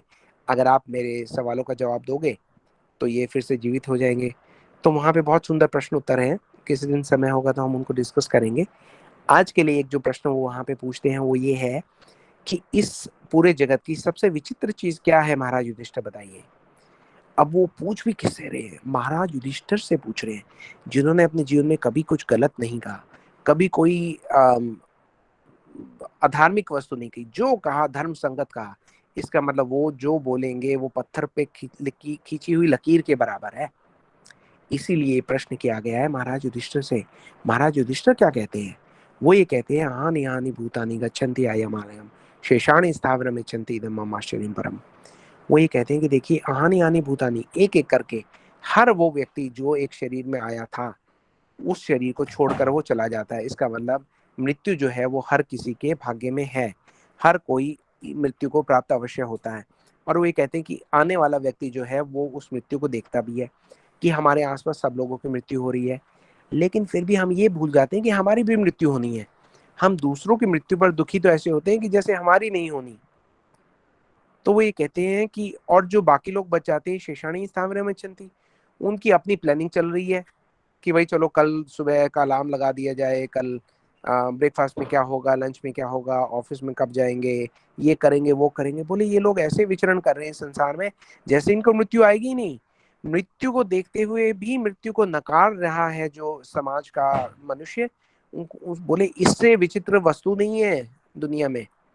तो जो मृत्यु है या दुख है वो हमें एक रिमाइंडर देने के लिए है कि दुख हमारे भाग्य का भी आना है, मृत्यु हमारे भाग्य की भी आनी है। लेकिन हम क्या करें, इस रिमाइंडर के साथ हम ये सोचें हमारे पास समय कम है। जब हम एक एग्जाम में बैठते हैं, एक परीक्षा देने के लिए बैठते हैं और हमें इन्विजिलेटर जो है वो आके ये बताता है कि आपके पास सिर्फ आधा घंटा रह गया, और हम ये देखते हैं अरे 1 घंटे का काम रहता है और अभी आधा घंटे का समय बाकी है, तो हम जल्दी जल्दी करते हैं। जिस कार्य को करने के लिए आए हुए थे वो कार्य को हम जल्दी जल्दी करने का प्रयास करते हैं। हम यहाँ पे क्या करने आए हैं, कल हमने डिस्कस किया था ना कि तुलसीदास जी कहते हैं आए थे हरि भजन को ओटन लगे कपास। हम यहाँ पर परमार्थिक प्रगति के लिए आए थे और हम क्या करने लग गए, हम धन बटोरने में लग गए, हम परिवारजनों को बटोरने में लग गए, पता नहीं क्या क्या करने में लग गए। तो इसलिए इस विचारधारा के साथ जब हम कार्य करते हैं तो वो जो कर्म है हमारी परमार्थिक प्रगति की और हमें आगे लेके जाएगा। हमारा जो अगला जन्म होगा हम वो अभी डिसाइड कर सकते हैं कि हमारा अगला जन्म क्या होगा, है ना। आप बिल्कुल शांत होके अपने बिल्कुल सब सारी चीजें निकाल दीजिए अपने मस्तिष्क पे। आप ये समझिए कि आपने घर में प्रवेश किया, घर में कोई भी नहीं है, आप वहां पे जाके आराम से बैठे हैं, आपको कोई ऐसा काम नहीं है जो आपको याद आ रहा है। आपके मन में अब क्या भाव आ रहा है, जो आपके मन का भाव प्रधान रहेगा वही भाव आपको अगले शरीर की ओर खींच के ले जाएगा इस जन्म के खत्म होने के बाद। तो देखिए जन्म और मृत्यु जो है वो बड़े these are difficult subjects to discuss and contemplate and understand. At the same time they are the most important to understand as well. तो आपने इस सवाल को किया तो ये समझिए कि जैसे जैसे कर्म थे उन कर्मों को एक भक्त जो है वो स्वीकार करता है ज्यादा स्वीकृति के भाव से। वो ये कहता है मेरे जीवन में आने वाला दुख जो है वो मेरा खुद का किया हुआ है, और जो सुख है वो तो भगवान की कृपा से आया है। लेकिन सुख हो या दुख हो मुझे भगवान को समझने का जो प्रयास है वो करना है ना। ऐसी भक्ति इच्छा रहती है। मृत्यु के बारे में क्या करें, जिसका समय आ गया उसको जाना है, बहुत दुखद विषय है। लेकिन दुख भी और सुख भी हमारी परीक्षा है। परीक्षा क्या है कि क्या हम दुख में भगवान को भूल जाते हैं या सुख में भगवान को भूल जाते हैं। अगर हम सुख और दुख में भगवान को याद करते हैं हमेशा, तो वो आप यूँ समझिए कि हमारे जीवन की सफलता का को इंगित करता है, उसको इशारा करता है कि हम सही ट्रैक पे हैं। जी देखिए ये जो बातें हैं ये these are not politically correct statements unfortunately। हम क्योंकि शास्त्रों के साथ बंधे हुए हैं तो शास्त्र जो कहते हैं हमें वही कहना पड़ता है। जी क्या कर सकते हैं। जी आशा करते हैं कि इससे हमें थोड़ा सा समझने में आसानी हुई होगी, है ना। तो चलिए, जो कर्म के बंधन है वो तो ऐसे हैं जैसे आग, है ना। अगर कोई आग में हाथ डालेगा तो वो उसको जलाएंगे ही जलाएंगे। जैसे कई बार लोग पूछते हैं कि छोटे बच्चे हैं उनको कई बार एग खिला देते हैं, कोई नॉनवेज खिला देते हैं, बिना भोग लगाए कुछ खिला देते हैं, वो कहते हैं बच्चों को कोई अपराध नहीं लगता। ये सबसे बड़ी गलतफहमी है ना। जिस क्षण आपने एक मानव जन्म ले लिया आपके जो कर्म है वो बनने शुरू हो गए। आप ये सोचिए ना, एक छोटा सा बच्चा अभी पैदा हुआ है, हॉस्पिटल में जाके निगाह डालिए, इतने सारे डॉक्टर्स बोलते हैं 70% बच्चों को जॉन्डिस है इसलिए अभी उनको हम थोड़ी टाइम हॉस्पिटल में रखेंगे। अरे बच्चे ने अभी तो जन्म लिया है, जन्म लेते ही ऐसा क्या कर्म कर दिया उसने कि उसको बीमारी भी हो गई। इसका मतलब पुराने जन्म के ही कर्म चल रहे होंगे ना। इस जन्म में तो उसको कर्म करने का कोई साधन ही नहीं है, अभी तो उसने कुछ किया ही नहीं है बेचारे ने। तो ये जो कर्म के बंधन है ये तो जैसे ही मानव शरीर मिला आपके पीछे पड़ गए, है ना। हम ये नहीं कह सकते कि ignorance of law is an excuse, हमें जो है वो प्रकृति के जो नियम है उनके बारे में पता नहीं था, भूल चूक लेने देनी, ऐसा नहीं होता। हम तो कर्म फल में तो हम फंसे हुए हैं, उनको तो हमें भुगतना ही पड़ेगा कई बार, और ये बहुत मुश्किल परिस्थितियां हो जाती हैं जब वो भुगतने हमें हमारे परिवार के लोगों को भुगतना पड़ता है ना। तो समझना बहुत मुश्किल हो जाता है, लेकिन क्या कर सकते हैं। इस शरीर को छोड़ने से पहले अगर किसी ने भगवान की भक्ति की है तो उनको एक बहुत विशेष लाभ प्राप्त होगा। शरीर तो देखिए जाना ही है, चाहे वो भक्त हो या भक्त हो, लेकिन जब भक्त का शरीर जाता है तो उनको अगला जो शरीर मिलता है वो भक्ति के लिए वहां पे साधन बहुत आसान हो जाते हैं। तो इसे कहा जाता है कि moving in the right direction.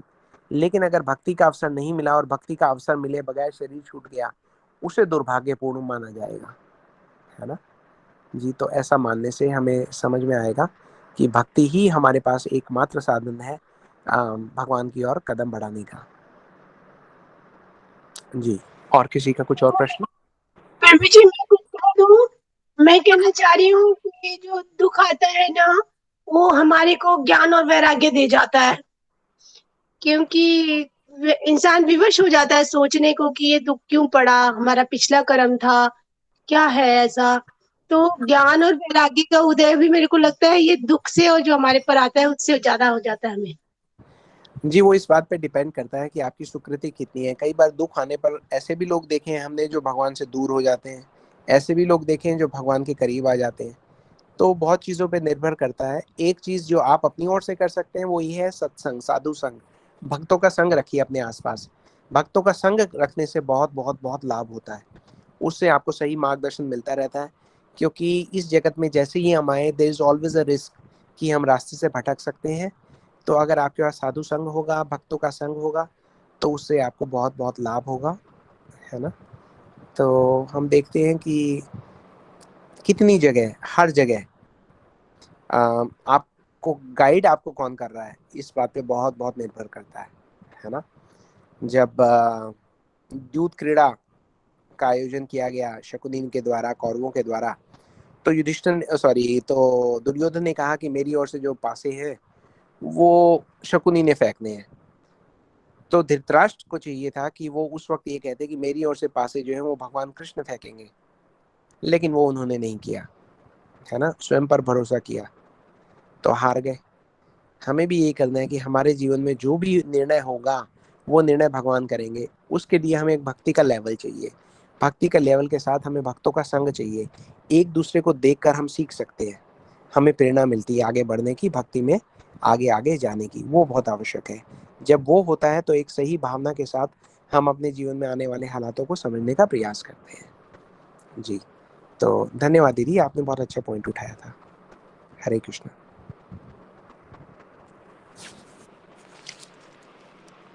जी, अगला क्वेश्चन किसका है श्यामा दीदी?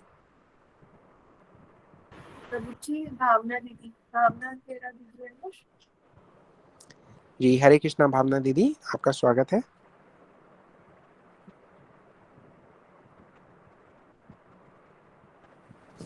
नेक्स्ट ले लेते हैं प्रभु जी, शायद दीदी जी।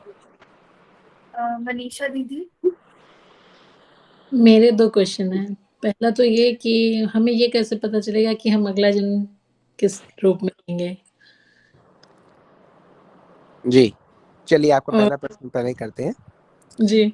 जी, यहाँ पे एक प्रश्न आया है, ये प्रश्न आया है कि हमें कैसे पता लगेगा कि हमारा अगला जन्म क्या होगा, है ना? जी। जी देखिए, हमारा अगला जन्म क्या होगा इसका निर्धारण किया जाता है उस समय पर जब हम ये शरीर छोड़ते हैं, ठीक है? ओके। तो जब हमने शरीर छोड़ा, हमारा जो चित्त था वो कहाँ था? अगर हमारा चित्त भगवान की ओर था तो हम अपने अगला जन्म हमारा एक भक्त के तरीके से होगा। अगर जब हमने जब हमने शरीर छोड़ा, तब हमारे मन में जो इच्छा थी, हम किसका कर रहे थे? अगर हम पैसों का ध्यान कर रहे थे तो ये भी हो सकता है, कई जगह शास्त्रों में उल्लेख आता है कि हम सांप बनकर पैदा हो सकते हैं, ठीक है। सांप बनकर अगर हम पैदा होंगे तो फिर वो जैसे सोने के ऊपर कुंडली मार के नहीं बैठा रहता सांप, अगर हमारा जो ध्यान है वो परिवार में है, बच्चों में है, तो ऐसा भी कई जगह सुनने में आता है हमारे शास्त्रों में कि अगर ऐसा होने पर हमें शुकर कुकर की योनि मिलती है। पीछे पीछे बच्चे चलते रहते हैं, 8-10 एक ही बारी में इतने बच्चे पैदा हो जाते हैं। ठीक है, तो देखिए ये जो प्रश्न है ये अनफॉर्चुनेटली अनप्लेजेंट आंसर है इनके सबके। सबसे अच्छा तो यही है कि हम, अच्छा दूसरी बात, सबसे पहली बात समझने की तो ये है कि हमें अंत काल में पता कैसे चलेगा कि हमें सोचना क्या है। दो चीजें हैं, भगवान बोलते हैं अर्जुन को, अभ्यास और वैराग्य। आपको दो चीजें करनी पड़ेंगी। वैराग्य का क्या मतलब है पहले तो ये समझे। वैराग्य का मतलब, काफी मैं देखता हूँ लोग ऐसे समझते हैं कि वैराग्य का मतलब है सब कुछ छोड़ के कहीं जंगलों में चले जाना, जबकि ऐसा तो कहीं अर्थ वैराग्य का दिया ही नहीं हुआ। वैराग्य का अर्थ ये दिया हुआ है कि आप अपने जीवन में जो भी कर रहे हैं उसको भगवान के लिए करें, उसको, वो होगा वैराग्य। जब वो केवल स्वयं के लिए आप करने का प्रयास करते हैं तो वो उसको कहते हैं कि भाई वो वैराग्य नहीं हुआ।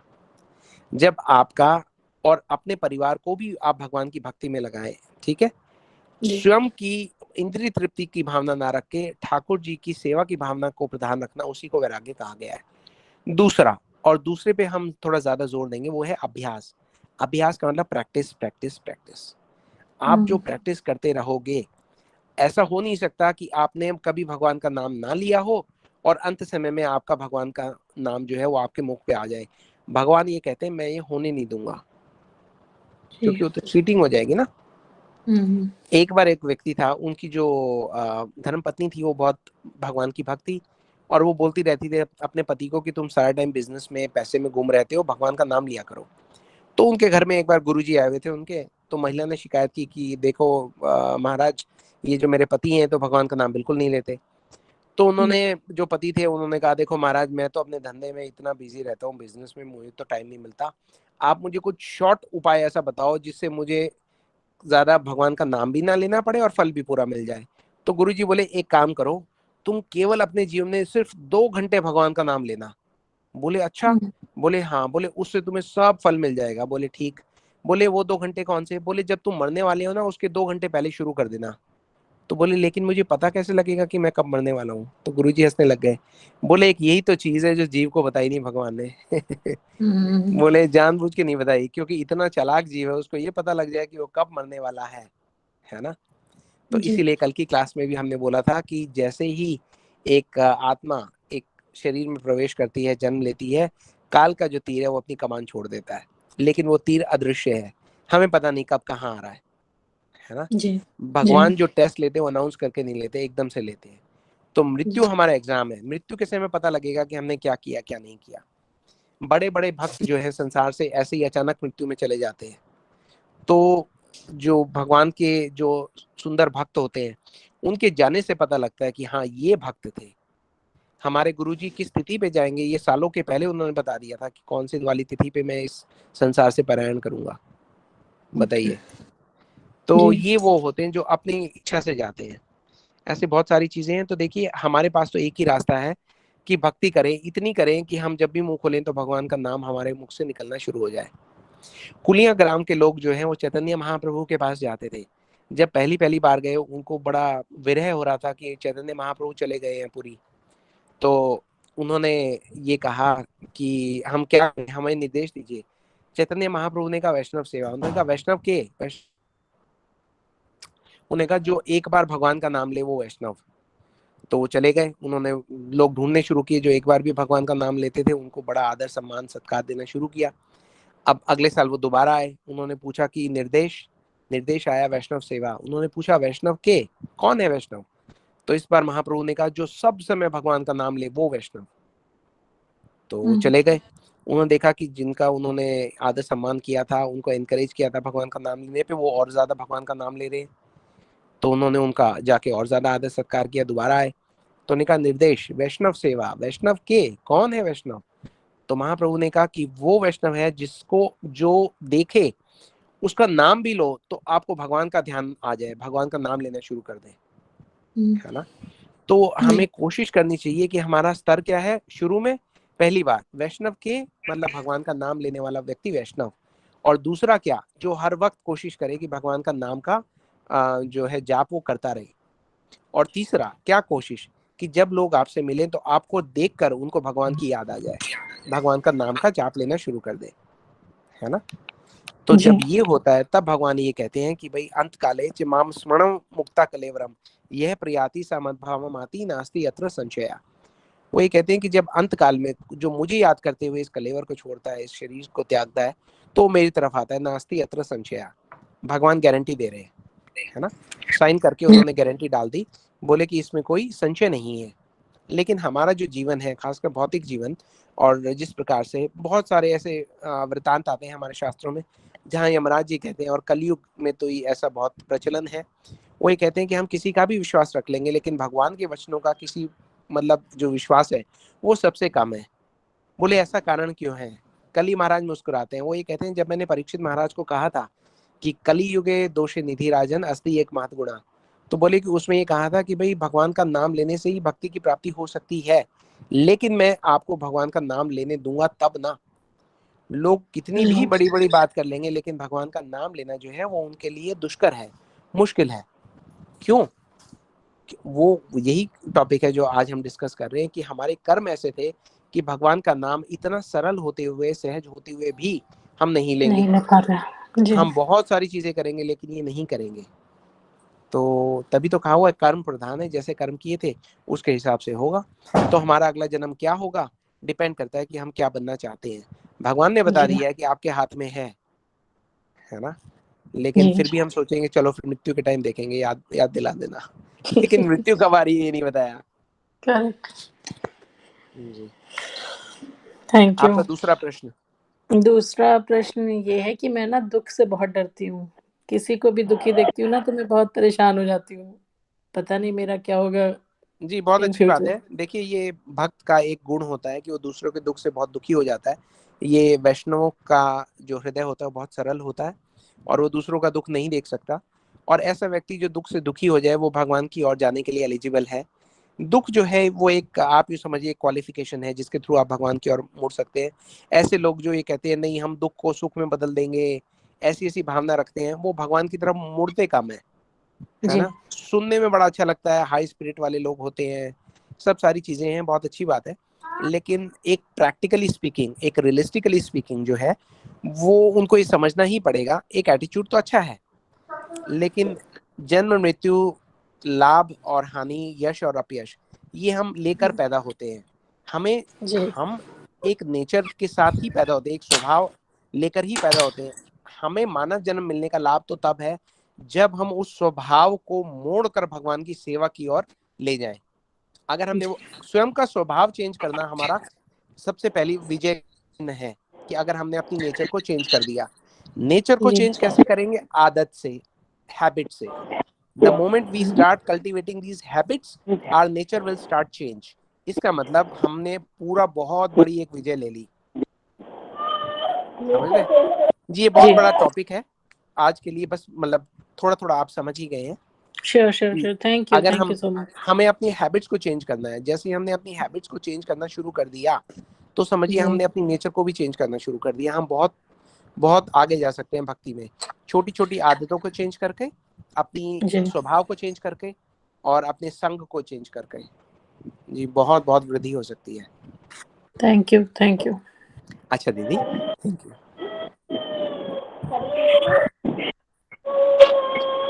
हरे आपने जो चीजें बताई थी, जन्म मृत्यु यश अपयश और पांचवी छठी कौन सी थी? जी हमने 6 चीजों की बात की है, जन्म मृत्यु, यश और अपयश, लाभ और हानि। लाभ और हानि, ठीक है सर। हमारी जिंदगी में जो भी होगा वो पहले से डिसाइडेड है। जी तो इसलिए हमें जो हमारे जीवन में आने वाली हानि है उससे डरना नहीं है, वो तो आनी ही थी, आ गई और आ गई है तो इसका मतलब ठीक है, फिनिश। जो बुरा समय है, दुख है, वो आ गया तो ये अच्छी न्यूज है कि भाई अच्छा हुआ आ गया। अब ये फ्यूचर का हिस्सा नहीं बनेगा, अब ये पास्ट का हिस्सा बन जाएगा हमारा। जो दुख है उसको भूतकाल बनाने में हमें जल्दी करनी है, भविष्य में रखने से हम बड़े डर जाएंगे, इसलिए वो उस तरफ रखना नहीं। दुख आया वो बोलो आओ भाई तुमने तो आना ही था, आ गए हो अब तुम जाओ, ताकि एक काम हमारा निपटे, हम आगे बढ़े। भगवान की भक्ति में हमें अपना समय लगाना है।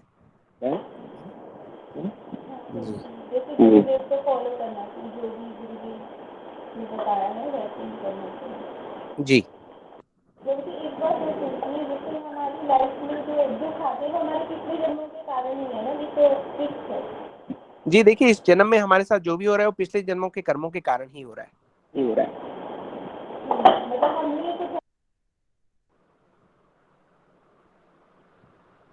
जी सॉरी, आपकी आवाज आनी बंद हो गई, पहले भी क्लियर नहीं थी लेकिन अब तो बिल्कुल ही नहीं आ रही।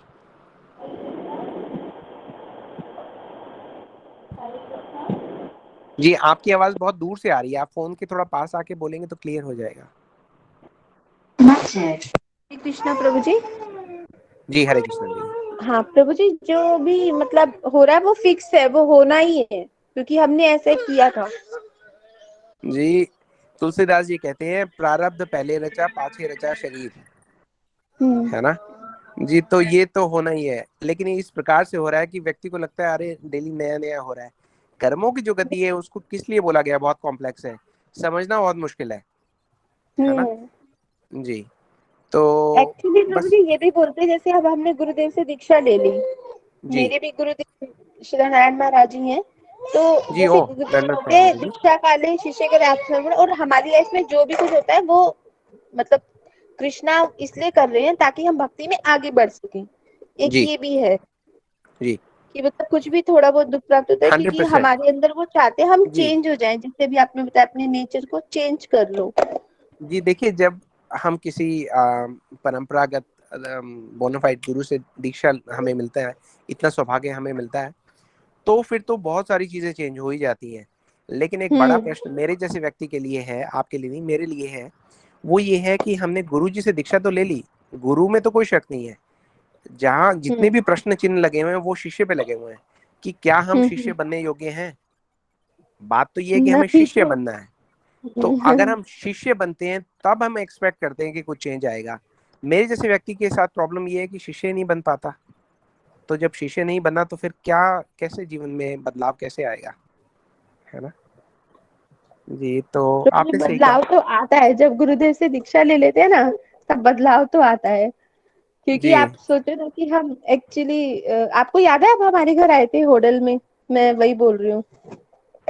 जी ओ अच्छा, हाँ सॉरी दीदी, मुझे याद क्षमा आया। करें, मेरी याददाश्त थोड़ी कम है, लेकिन अगर ऐसे सौभाग्य हमें प्राप्त हुआ है तो उसके लिए बहुत बहुत धन्यवाद आपका। आप श्रीधर महाराज के साथ आए थे, मैंने पहचान लिया आपको।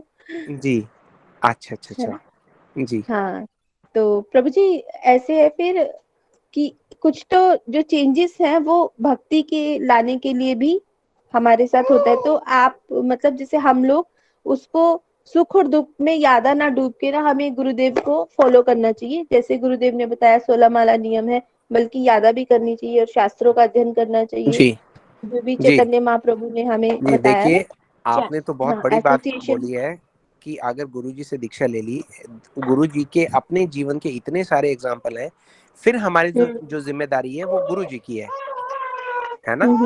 जी फिर तो गुरुजी हमारे लिए जिम्मेदार है, वो हमें कहीं से भी निकाल के ठाकुर जी के चरणों में स्थापित करेंगे, ऐसा उनका हम सबको शपथ ली है, उन्होंने ये प्रॉमिस किया है, बशर्ते हम उनके द्वारा दिए हुए निर्देशों का पालन करते जाएं। वो तो फिर कहानी पिक्चर ही बदल गई। वो तो हम तो एक अब तक जो बात कर रहे हैं, हम वो एक आम व्यक्ति के लिए बात कर रहे हैं, है ना। लेकिन अगर आप ये समझिए, इतने उच्च गुरु से जो दीक्षा जिनको मिल जाती है, वो तो फिर उनका जीवन ही बदल गया ना, वो तो बात ही फिर बिल्कुल कुछ और हो गई। बिल्कुल। जी वो तो फिर एक अलग ही टॉपिक, इतना बड़ा है और विस्तृत है, उसके बारे में हाँ तो बिल्कुल। कहने की तो हमारी योग्यता ही नहीं है। लेकिन ये एक बहुत बड़ा आश्वासन है हमारे जीवन में, और कलयुग में जहाँ पर एक आप ही समझिए कि एक जेन्युइन गुरु मिलना बहुत बहुत मुश्किल मुश्किल है। है, इस जी चीज में तो हम और आप दोनों सौभाग्यशाली हैं। जी सौभाग्य की कोई सीमा नहीं है। पर हाँ चलिए हम बाकी लोगों से प्रश्न लेते हैं, हम गुरु भाई बहन आपस में बात करेंगे तो बाकी लोग बोर हो जाएंगे। ठीक है दीदी, आपसे ठीक है, बात हरे करके बहुत कृष्णा, अच्छा दंडवत लगा। प्रणाम। हरे कृष्णा, धन्यवाद, प्रणाम। जी अगला प्रश्न किसी का। हरे कृष्णा प्रभु जी। जी हरे कृष्णा दीदी। प्रभु जी एक सवाल है, हो सकता है थोड़ा मतलब ऐसे बेवकूफ सा हो, पर है ना पूछ रही हूँ। तो प्रभु जी जैसे एक दीदी ने कहा था दूसरों के दुख से दुख फील होता है ना, जी तो क्या हम जब हम जप करते हैं, माला करते हैं, तो हम ऐसे कर सकते हैं क्या, मतलब कि हमने मान लो 16 माला करते हैं, तो तो हम ऐसे कर सकते हैं क्या कि 4 माला में उनके लिए मतलब ये थोड़ा सा भी जितना भी पुण्य ये उनको जाए और वो कुछ मतलब हील हो सके या उनकी मदद हो सके, कर सकते हैं क्या ऐसे? जी देखिए, ऐसा कहीं लिखा नहीं हुआ कि ये कर सकते हैं और ये नहीं कर सकते, लेकिन आपकी एक भावना जो है वो बहुत सुंदर है कि, और ये देखिए भक्त का स्वभाव होता है, भक्त ये वैष्णव की परिपाटी है कि वो चाहता ये है कि दूसरे को भी लाभ हो, दूसरे को भी लाभ हो। तो आप ठाकुर जी से प्रार्थना कर सकते हैं। माला जो है वो ठाकुर जी की प्रसन्नता के लिए, उनकी सेवा की भावना के साथ की जाती है जी। तो आप ऐसी प्रार्थना कर सकते हैं और ये कीजिए, कोई बात नहीं है उसमें, कोई बुरी बात नहीं है ना जी। उसके साथ हमें स्वयं के लिए जो प्रार्थना है वो भी करनी है। भक्ति कुछ कुछ ऐसी है कि इसके पहले कि हम दूसरों को प्रचार प्रसार करने जाएं, हम अपना भी थोड़ा ध्यान रखें। वो ऐसे हो गया कि आप जब प्लेन में ट्रैवल करते हैं तो आपको बोला जाता है कि अगर ऑक्सीजन कम हुई तो ऊपर से ऑक्सीजन मास्क आएगा, तो पहले ऑक्सीजन मास्क आप स्वयं को लगाएं और उसके बाद आपके साथ जो छोटे बच्चे हैं उनको लगाएं। इसका मतलब ये है कि पहले हमें स्वयं की भक्ति जो है उसको अच्छे से पोषित करना है, ठाकुर जी से प्रार्थना करनी है, दूसरों के लिए भी करना है, लेकिन हमें पहले अपने लिए भी करना है, क्योंकि अगर हमारी पक्की नहीं हो पाई तो हम आसपास के लोगों को भी हम उतना पोषण नहीं दे पाएंगे। लेकिन हाँ, प्रार्थना कीजिए, प्रार्थना में बहुत शक्ति होती है। उसके साथ उनको थोड़ा ठाकुर जी की सेवा दीजिए, वो उसमें बहुत लाभ होता है। छोटे छोटे कार्य उनसे कराइए, उनको प्रसाद पवाइए, उनके जो कर्म है उसको धीरे धीरे चेंज कर दीजिए। मान लीजिए हर व्यक्ति अपने घर का छोटा मोटा तो काम करता ही है, लेकिन अगर आपके घर में ठाकुर जी का प्रसाद बन रहा है, ठाकुर जी का भोग तैयार हो रहा है किचन में, और आप बोलिए ये लो सब्जी काट दो या धो दो, है ना, छोटे छोटे काम करा दो जो ठाकुर जी की भक्ति की ओर चले जाएंगे, तो उससे उनको लाभ होगा, सुकृति बढ़ेगी। ऐसे बहुत सारी चीजें हैं जो आप कर सकते हैं। तो एक बहुत अच्छी भावना है जो वैष्णव के हृदय में बहुत स्वाभाविक है आना। तो बहुत अच्छी बात है कि आप दूसरों के बारे में ऐसा सोचते हैं जी। मैं प्रार्थना करूंगा ठाकुर जी से कि मेरे हृदय में भी कभी ऐसी भावना आए। और आप तो हम गुरु सबसे जी ज्यादा हो, मतलब आप खुद के लिए कहते हो, बट हम सबसे ज्यादा तो आप ही। जी नहीं, आप लोगों को मेरा पता नहीं इसलिए आप ऐसे सोचते हो, मुझे अपना पता है इसलिए मैं मुझे असली बात का पता है। आप लोग तो जी चलिए, गुरु जी की सेवा है, आप लोगों का जो मन है वो बहुत you all of you are very affectionate जी, और एक स्वाभाविक है आशीर्वाद देना दूसरे व्यक्ति को, तो वो आशीर्वाद मुझे मिलता रहता है, उसके लिए मैं आपका आभारी हूँ जी। जी दीदी, आप बहुत अच्छी बात एक कही। एकादशी